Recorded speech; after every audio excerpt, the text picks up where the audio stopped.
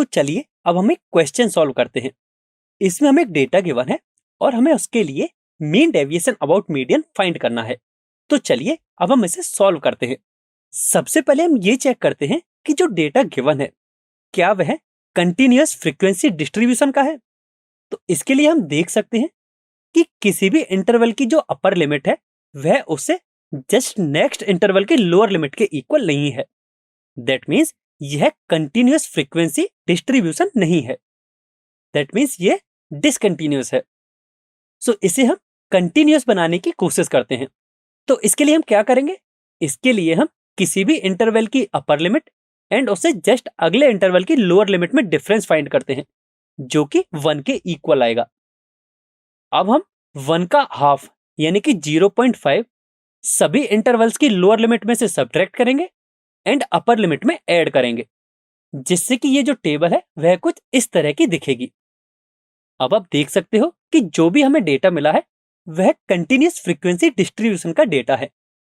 And अब इसके लिए हम मीन डेविएशन अबाउट मीडियन आसानी से फाइंड कर सकते हैं। तो सबसे पहले हम इस डेटा को कुछ इस तरह से लिख सकते हैं। अब हम मीडियन फाइंड करने की कोशिश करते हैं। अब यदि हम यहाँ से क्यूमुलेटिव फ्रीक्वेंसी फाइंड करें तो वह कुछ इस टाइप से होगी। हम कंटिन्यूअस फ्रीक्वेंसी डिस्ट्रीब्यूशन के मीडियन फाइंड करने का यह फॉर्मूला ऑलरेडी पढ़ चुके हैं। अब यदि हम इस फॉर्मूले के लिए देखें तो जो कैपिटल एन है वह सम ऑफ ऑल फ्रीक्वेंसीज होता है एंड यह 100 के इक्वल है। दैट मीन्स कैपिटल एन की वैल्यू 100 है। अब हम क्या करेंगे?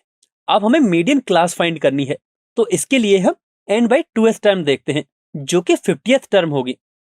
एंड हम देख सकते हैं टेबल में 37 टर्म्स यहां तक आ चुकी हैं।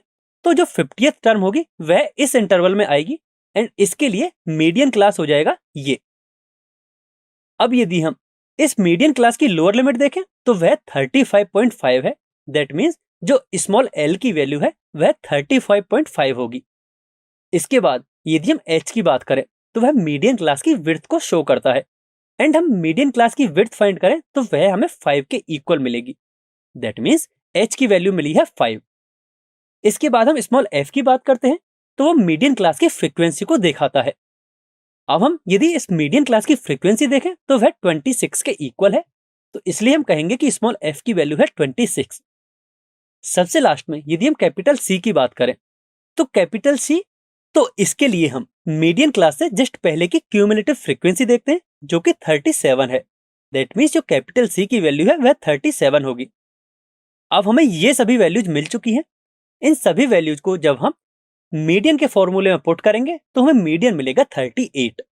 तो अब जब हमें एक बार मीडियन मिल चुका है तो इसके बाद हम summation F I into X I minus capital M की वैल्यू फाइंड करेंगे।